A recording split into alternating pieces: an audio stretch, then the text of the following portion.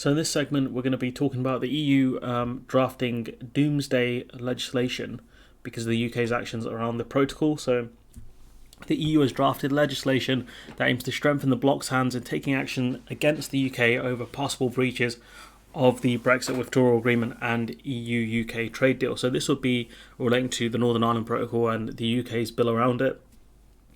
It comes weeks after the UK tabled legislation to give ministers powers to override elements of the protocol. So this makes a lot of sense from the EU's perspective because legal action takes a while, months potentially for any outcome. So what the EU are doing makes a lot of sense here, to give the Commission a lot more power to act quickly in order to combat the UK's aggression. It comes weeks, I mentioned that. Fine Gael MEP for Ireland South, Sean Kelly, has been appointed to lead author in finalising the draft legislation. So it's clear that they've given the Irish a lead on this one, which makes a lot of sense, especially given that Ireland will be the ones most directly impacted by any breach of the Northern Ireland Protocol, because it's designed to stop a hard border on the island of Ireland. Which this looks at the measures contained in the post-Brexit trade deal on what retaliatory measures can be taken if one side does not adhere to its obligations. So it looks a bit like a double-edged sword, but I can't see the EU breaching the protocol. Obviously, there was the vaccination kind of scandal bit where someone in the Commission thought triggering Article 16 might be a decent idea. But then apparently that was just to do with export licenses, so it was very muddied. But it was also dealt with very quickly, and whoever that suggested that in the Commission, I'm sure, got a very big telling off. And so basically, someone's quoted here, we will put on the table the steps that we will be taken if they continue down this path. And given the opportunity to the Commission on how to do it, he told the PA news agency. So this is the Fine Gael MP. And it's very clear that, they're going to make it clear exactly what will happen, what powers the Commission has to act if the UK breaches the protocol. They will see no messing here. We're not bluffing that once you cross the Rubicon, there are consequences. And I think this is the right way for the EU to deal with this, to have it in legislation that if the UK breaches the protocol, these are the exact things the EU can do. Because there are things they can do under the TCA, but those are slower depending on which parts of the TCA they decide to use. Of course, there's legal action, which can take months. So I think overall it makes sense to have formal legislation around what the Commission can actually do to combat the UK's aggression here. Kelly said the UK under Boris Johnson has become an unreliable diplomatic partner. I mean, when was it ever that reliable? And that the EU needs the appropriate tools to protect itself. And again, I agree with the statement.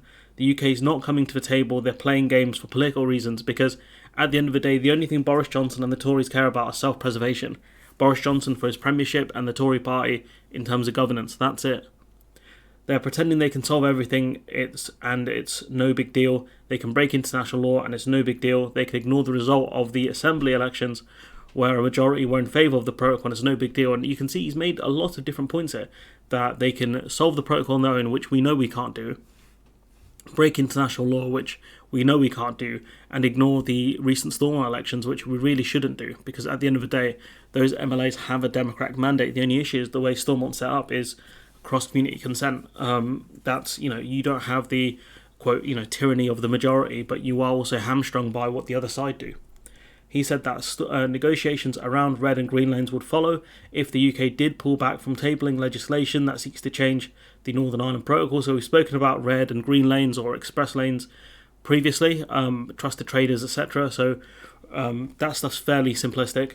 When asked whether the EU expected this unilateral response from the UK after years of fraught Brexit negotiations, Mr. Kelly said, You kind of were, but you were thinking that it's a bit too extreme for a responsible government to break its own word. But the thing is, this is not a responsible government. This government, the Tory party itself, has been around for a long time, and there's a reason for that. They understand self-preservation better than any political party, probably in the world, to be honest with you, because they've been around for so long. They know how to keep themselves in power. This is a party that their key thing and their motto should be self-preservation above everything else. There are certain politicians who have put the party above them, but there are certain politicians who don't care about the party, like Boris Johnson. So if he genuinely thought breaking the Northern Ireland Protocol and causing a trade war would work for him, I think he would do it. And also the fact that if there is a trade war and the UK struggles because of it, they'll just blame all the problems the economy is facing on the EU. And I don't know how that will play out on the domestic front, but I can see them running with that. I really can. Take back control was a wonderful phrase that meant nothing, Mr. Kelly added. I mean, it didn't mean nothing, but, we had a lot of powers that we chose not to use, and we lost a lot of things, such as the Dublin 3 agreement, which is something I'll talk about in another video once I've got through all of this stuff. The draft legislation establishes rules and procedures to govern the EU rights under both Brexit agreements, which, if triggered, may result in the suspension of certain obligations under the agreement concerned. So that's just a way of saying the draft regulation the EU is coming up with will allow the EU Commission to suspend parts of the Trade and Cooperation Agreement. The Trade and Cooperation Agreement already has these kind of measures in place, but they take time, between a month and a year, depending on which provisions they want to use. The bill in the Commons has to go through 2 or 3 hearings. That could take ages. That's not true. That's not true at all. It's gone through second hearing. It's going to go through the committee phase into the Lords. And as far as I'm aware, the Lords can't block it because the government argues the Parliament Act. That's something I've spoken about previously. They're going to rush this thing through, and they want to get this thing on the books by 2023, which isn't that far away. So he says, so we'll be finalised in plenty of time if the doomsday scenario transpires, and they'll know where we stand. Luckily, all this stuff is done publicly, as in, the third reading, etc. But I don't think the EU has as much time as they think they have. That's kind of my take on it. I think they will rush this thing through Parliament as fast as possible. So I'd be a bit concerned if I were the EU if they're taking a more lax approach to the amount of time they have. The Commission, the Council and the Parliament, the European Council and Parliament, would then have to approve the actions that are to be taken. So there's still democratic oversight over the Commission's actions as always. So they won't be able to just go, we're getting rid of the trade agreement and no one can stop us. When asked whether reports of an EU hit list of tariffs that would hurt Boris Johnson in key constituencies, Mr. Kelly said he hasn't heard of that. I think I don't think he's telling the truth there. I don't think he's telling the truth there, because we know the EU, when it comes to trade wars, trade wars are fought in a specific way. You can target specific politicians.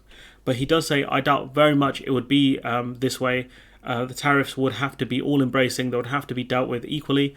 I'd say it would be hard to do, and it would be maybe a little petty too, perhaps, at this point. I don't think that's true. I think what they could do is they could start with certain ministers that are backing this. So Liz Truss specifically, she's the one I would target, because she's the one that's been really going for this. I'd go for Liz Truss. I would go for definitely Boris Johnson and a few of the other top brass. Brandon Lewis, any of the ones that have been pushing this myth right on TV. I start with them for a few weeks, let them feel it, and then move on broader to the Tory party. That's exactly how I would do it. And then just go over the course of 6 months, just start adding more and more and more tariffs, etc., to the Tories' goods, essentially.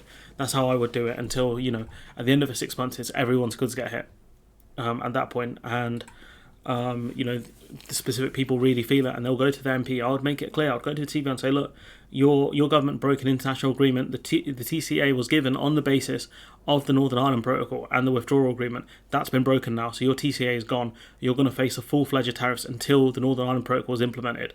Have fun exporting things, because it's not going to be easy for you, especially if France and other EU member states increase the amount of physical inspections that happen. I think only a third of UK goods are checked at the border, going into France. Imagine it goes up to half or 2/3. Oh boy.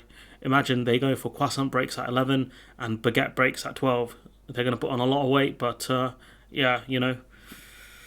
it's not going to end well for us. That's all I'm saying.